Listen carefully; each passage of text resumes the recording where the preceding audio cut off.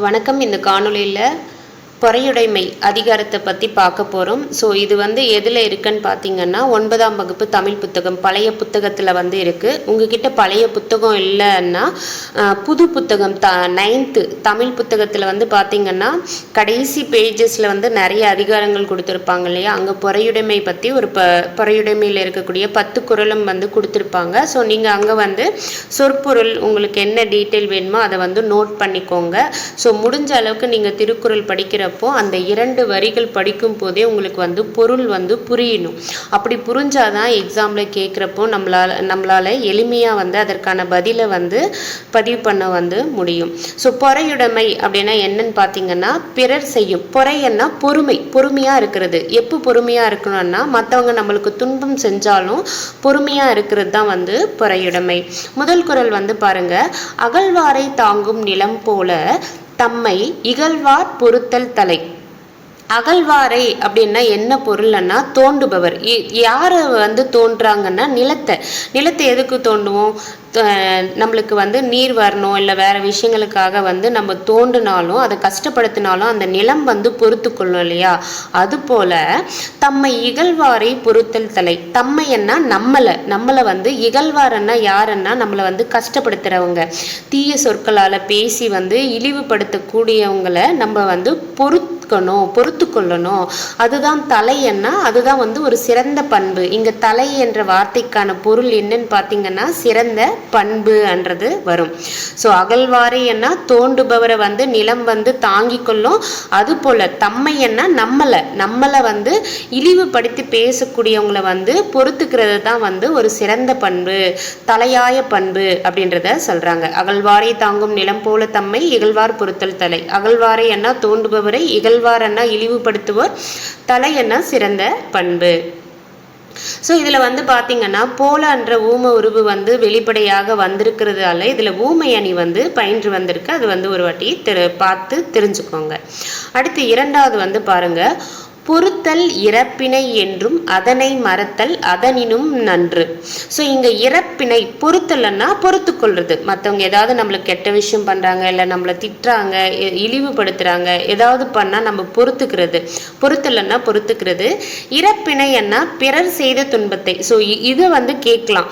குறள் கொடுத்துட்டு இறப்பினை என்ன அதற்கான பொருள் என்னன்னு கேட்டாங்கன்னா இந்த குறள் முதல்ல தெரியணும், அதற்கான பொருளும் தெரியணும். இறப்பினை என்ன நம்மளுக்கு மற்றவங்க செய்யக்கூடிய துன்பத்தை தான் இங்க இறப்பினை என்றும் அதனை மறத்தல் அதனினும் நன்று. அதாவது பொறுத்தல் இறப்பினை. ஸோ பிறர் நம்மளுக்கு செய்யக்கூடிய துன்பத்தை காட்டிலும் அந்த துன்பத்தையே நம்ம மறந்துடணுமா, அதுதான் நல்லது அப்படின்னு சொல்றாங்க. நன்றுன்னா நல்லது அப்படின்றத மீன் பண்ணி இங்க சொல்றாங்க. பொறுத்தல் இறப்பினை என்றும் அதனை மறத்தல் அதனினும் நன்று. மற்றவங்க நம்மளுக்கு கெட்டது செஞ்சா அதை பொறுத்துக்கிறது நல்ல விஷயம்தான். அதனை விட நல்ல விஷயம் எதுன்னா அந்த விஷயம் அவங்க நம்மளை கஷ்டப்படுத்துறாங்கன்றதே நம்ம மறந்துடுறது தான் சிறந்தது என்றதை சொல்லியிருக்காங்க. பொறுத்தல் என்ன பொறுத்து கொள்ளுதல், இறப்பினை என்ன பிறர் செய்த துன்பத்தை. இன்மையுள் இன்மை விருந்துரால். இங்க இன்மை என்னன்னு பார்த்தீங்கன்னா வறுமை. வறுமையிலேயே வறுமையான விஷயம் எது அப்படின்னா விருந்து ஒரால். விருந்துன்னா விருந்தினர்கள் நம்ம வீட்டுக்கு வர்றாங்கன்னா அவங்க தவிர்க்கிறது. இப்போ ஒரு சில இடங்கள்ல இல்லை நம்ம சின்ன வயசுல இருந்தப்போ நம்ம வீட்டில் வறுமை இருந்திருந்தா இதை ஃபேஸ் பண்ணியிருப்போம். இப்போ ஏதாவது ஒரு ஃபங்க்ஷன் வைக்கிறோம், எல்லாரையும் கூப்பிடணும்னா அதெல்லாம் தவிர்ப்போம். ஏன் தவிர்ப்போம்னா நம்ம கிட்ட வசதி கிடையாது, வறுமை இருக்கு. அப்படி தவிர்க்கிறதே வறுமையிலேயே வறுமை இருக்கிறப்ப தான் விருந்தினர்களை நம்ம தவிர்ப்போம். அதுபோல வன்மையில் வன்மை என்ன வலிமை. வலிமையிலேயே வலிமையான விஷயம் என்னன்னா மடவார் பொறை. மடவாரன்னா அறிவற்றவங்க. ஸோ அறிவற்றவங்க என்ன பண்ணுவாங்க, தேவையில்லாததை பேசுவாங்க, மற்றவங்களை கஷ்டப்படுத்துவாங்க, எல்லாமே பண்ணுவாங்க இல்லையா. அந்த மடவாரை பொறுத்து கொள்றது தான் அப்படின்றத சொல்றாங்க. ஸோ வறுமையிலேயே வறுமை என்ன, வறுமையிலேயே வறுமை எதுன்னு பார்த்தீங்கன்னா விருந்தினர்களை தவிர்க்கிறது. அதுபோல வலிமையிலேயே வலிமை என்னன்னு பார்த்தீங்கன்னா இந்த அறிவற்றவங்களுடைய வார்த்தைகளை பொறுத்து கொள்றது என்றத சொல்றாங்க. ஸோ அது போல என்ற ஊம உருவு மறைந்து வந்ததால இது எடுத்துக்காட்டு ஊமையணி. ஸோ ஊம உருவு வெளிப்படையாக வந்த ஊமையணி, அதே மறைந்து வருதுன்னா அது எடுத்துக்காட்டு ஊமையணி அப்படின்னு சொல்லுவோம். இன்மையன்னா வறுமை, ஒராளன்னா தவிர்த்தல், மடவாரன்னா அறிவற்றவர். ஒராள்ன்றது இங்கே எங்கே வருதுன்னா விருந்தொராள் அப்படின்னு வருதா, அதை எப்படி பிரிக்கலாம், விருந்து குட்டல் ஒராள் அப்படின்னு பிரிக்கலாம். ஸோ அது பார்த்துக்கோங்க. நிறையுடைமை நீங்காமை வேண்டி. நிறையுடைமை என்னன்னு பார்த்தீங்கன்னா எல்லாத்துலேயுமே சிறந்த பண்புகளை கொண்டு விளங்குறது தான். ஸோ சொற்பொருளில் பாருங்க, நிறையன்னா சால்பு அப்படின்னு கொடுத்துருக்காங்க. சால்புன்னா என்னன்னு அடுத்த கொஷின் வரும். ஏன்னா நம்ம பயன்பாட்டில் இந்த சால்புன்ற வார்த்தை பயன்படுத்துறது இல்லை. சால்புன்னா மேன்மையா அதாவது நல்ல குணங்க, நல்ல விஷயங்கள்ல அதில் மேன்மையாக இருக்கிறவங்க. அப்புறமா சான்றாண்மை என்ன, சான்றோரை பற்றி படிச்சிருப்போம் இல்லையா, அறிவிலையும் ஒழுக்கத்திலையும் எல்லாத்துலேயுமே உயர்ந்த பண்புகளை கொண்டவங்க அப்படின்ட்டு. ஸோ அதை தான் சொல்கிறாங்க. அப்படி உயர்ந்த பண்புகள் நீங்காமை வேண்டின், நிறையுடைமை நீங்காமை வேண்டின் நம்மளை விட்டு போகாமல் இருக்கணும் அப்படின்னா, நல்ல பண்புகள் நம்மளை விட்டு போகாமல் இருக்கணும்னா பொறையுடைமை போற்றி ஒழுகப்படும். பொறையுடைமைன்னா பொறுமையை நம்ம கடைப்பிடித்து நடக்கணும் அப்படின்னு சொல்கிறாங்க. நிறையுடைமை நீங்காமை வேண்டின், இந்த சான்றோர்களுக்கான பண்புகள் எல்லாம் நம்ம கிட்ட இருந்து போகாம இருக்கணும் அப்படின்னா இந்த பொறுமையை நம்ம போற்றி அதை ஒழுகப்படும்னா கடைபிடித்து நடக்கணும் அப்படின்னு சொல்றாங்க. ஒழுகப்படும்னா அதை ஃபாலோ பண்ணணும் நம்ம வாழ்க்கையிலன்றத சொல்றாங்க. நிறையன்னா சால்பு. ஒருத்தாரை ஒன்றாக வையாரே வைப்பர் பொறுத்தாரை பொன்போர் பொதிந்து. ஸோ இது செகண்ட் இதிலிருந்து பாருங்க, வைப்பர்ன்றதுலேருந்து பாருங்க.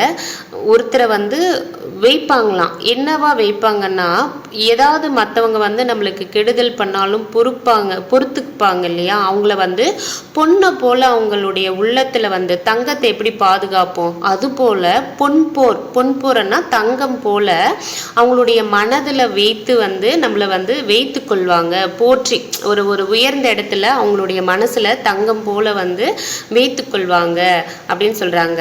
ஆனா வைக்க மாட்டாங்க. யாரை வைக்க மாட்டாங்கன்னா ஒருத்தாரை என்ன, நம்மளுக்கு கெட்டது ஒருத்தர் நம்மளுக்கு கெட்டது பண்ணிட்டாங்க அப்படின்னா நம்ம அவங்கள தண்டிக்கிறோம். ஒருத்தாரை என்ன, தண்டித்தவரை ஒன்றாக வையாரே, ஒரு பொருட்டா கூட வைக்க மாட்டாங்க அப்படின்றத சொல்றாங்க. ஸோ ஒருத்தாரை ஒன்றாக வையாரேன்னா தண்டித்தவரை ஒரு பொருட்டா கூட வைக்க மாட்டாங்க. வைப்பாங்க. யாரை வைப்பாங்கன்னா பொறுத்து கொண்டவங்களை பொன் போல தங்கத்து போல அவங்களுடைய மனதில் பொதிந்து வச்சுப்பாங்க. மனசுக்குள்ள அவங்கள நல்ல ஒரு இடத்துல வைத்து கொள்வாங்கன்றத சொல்றாங்க. ஒருத்தாரைன்னா தண்டித்தவரை அது பார்த்துக்கோங்க. ஒன்றாகன்னா ஒரு பொருட்டா கூட வைக்க மாட்டாங்க. ஸோ அது தெளிவாக பார்த்துக்கோங்க. சொற்பொருள், ஒருத்தாரை என்ன தண்டித்தவரை, ஒன்றாக அண்ணா ஒரு பொருட்டாக, பொதிந்து வைப்பரன்னா அவங்களுடைய மனதில் வைத்து கொள்வாங்க.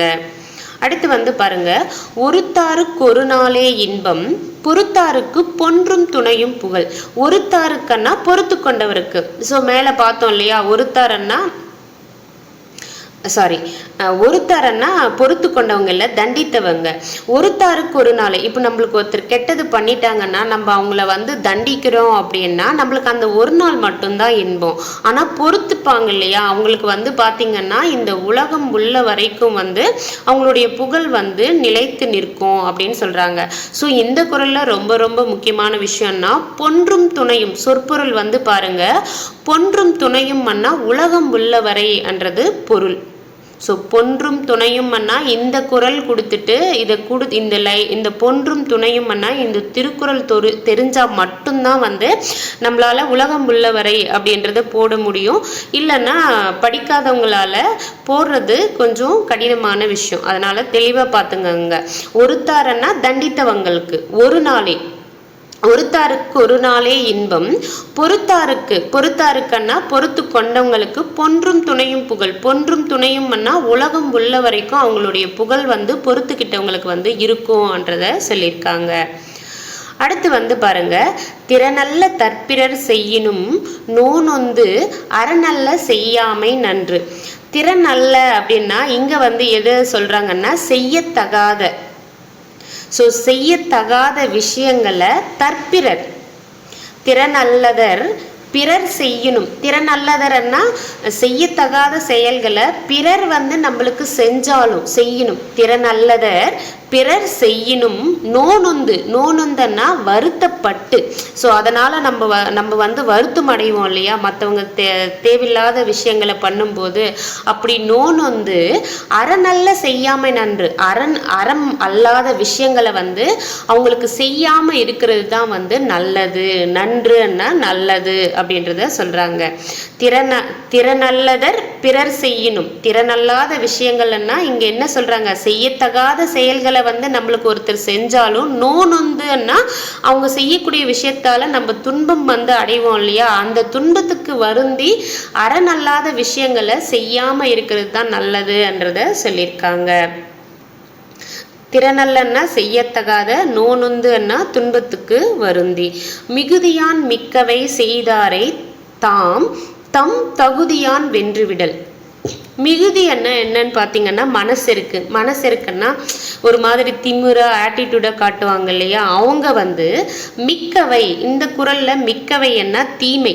ஸோ அந்த திமிரால மனசெருக்கால நம்மளுக்கு ஒருத்தர் வந்து தீமை மிக்கவை செய்தாரை தாமன்னா நாம் தம் நம்மளுடைய, இங்க தாமன்னா நாம, தம்மன்னா நம்மளுடைய தகுதியான் வென்றுவிடல். இங்க தகுதியான்ன்றது எதை சொல்றாங்கன்னா நம்மளுடைய பொறுமையால வந்து அவங்கள வந்து வெல்லணும் அப்படின்னு சொல்றாங்க.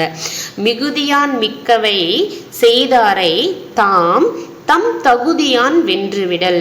மிகுதியானன்னா மனசெருக்கால், மிக்கவைன்னா தீமை, தகுதியானன்னா பொறுமையால வந்து அவங்கள வெல்லணும் அப்படின்றத குறிப்பிட்டிருக்காங்க. அடுத்து வந்து பாருங்க, துறந்தாரின் தூய்மை உடையர். துறந்தாரன்னா யாருன்னு பார்த்தீங்கன்னா, எனக்கு இல்லற வாழ்க்கை வேண்டாம், ஆசைகளோ இல்லை வேற எதுவுமே வேண்டான்னுட்டு துறவரம் மேற்கொள்வாங்க இல்லையா, அவங்கள விட தூய்மை உடையவர். துறந்தாரன்னா இந்த துறவியா போறவங்க தான். அந்த துறந்தாரின் தூய்மை உடையவர், அவங்கள விட தூய்மை உடையவர்கள் யாரு அப்படின்னு பார்த்தீங்கன்னா, இறந்தார்வாய் இன்னா சொல் நோக்கிற்பவர். இறந்தாரன்னா வரம்பு கடந்தவர், வரம்பு கடந்து ஒரு சில தீய சொற்கள் எல்லாம் பேசுவாங்க இல்லையா, அவங்களுடைய இறந்தார்வாய்னா வரம்பு கடந்து, இன்னா சொல்லனா தீய சொல்ல வந்து பேசக்கூடியவங்களை வந்து நோக்கிற்பவர்னா இந்த குறள்ல வந்து பொறுப்பவர். ஸோ பொறுத்து கொள்றவங்க தான் வந்து இந்த துறந்தாரின் விட தூய்மை உடையவங்கன்றத சொல்றாங்க. ஸோ இன்னொரு வாட்டி சொல்கிறேங்க, தெளிவாக பார்த்துக்கோங்க.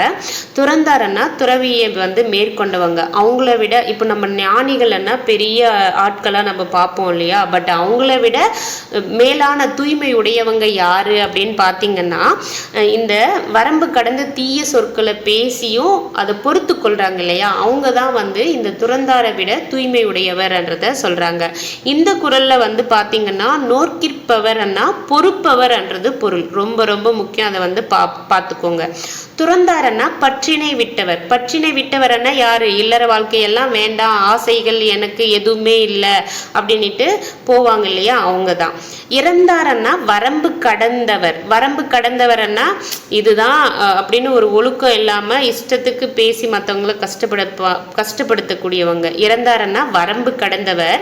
இன்னான்னா தீய வார்த்தைகளை வந்து பேசக்கூடியவங்க, அவங்கள பொறுக்கிறவங்க தான் வந்து நோக்கிற்பவர் அன்னிட்டு குறள்ல வந்து சொல்லியிருக்காங்க. பொறுப்பவர் அப்படின்ட்டு அதனுடைய பொருள் தெளிவா வந்து பார்த்துக்கோங்க. உண்ணாது நோற்பார் பெரியர் பிறர் சொல்லும் இன்னா சொல் நோற்பாரின் பின். உண்ணாது நோற்பார்னா சாப்பிடாம நோன்பு இருப்பாங்க இல்லையா, அவங்க வந்து பெரியவங்க தான், அதாவது பெரிய மனுஷங்க தான். அவங்க கூட பின்னாடியா, யாருக்கு பின்னாடி அப்படின்னு பார்த்தீங்கன்னா, பிறர் சொல்லும் இன்னா சொல், மற்றவங்க சொல்லக்கூடிய தீய சொல் நோற்பாரின் பின். ஸோ மற்றவங்க சொல்லக்கூடிய தீய சொற்களை வந்து பொறுத்துப்பாங்க இல்லையா, அவங்களுக்கு பின்னாடி தான் வந்து இந்த உண்ணாம நோன்பு இருக்கக்கூடிய பெரியவங்களே அப்படின்றத சொல்லியிருக்காங்க. நோற்பார்னா நோன்பு மேற்கொள்பவர், இன்னா சொல்லன்னா தீய சொல். ஸோ அதை வந்து பார்த்துக்கோங்க. ஒரு வாட்டி குயிக்காக இந்த 10 குறள் மட்டும் ரீகேப் பார்த்துருவோம்.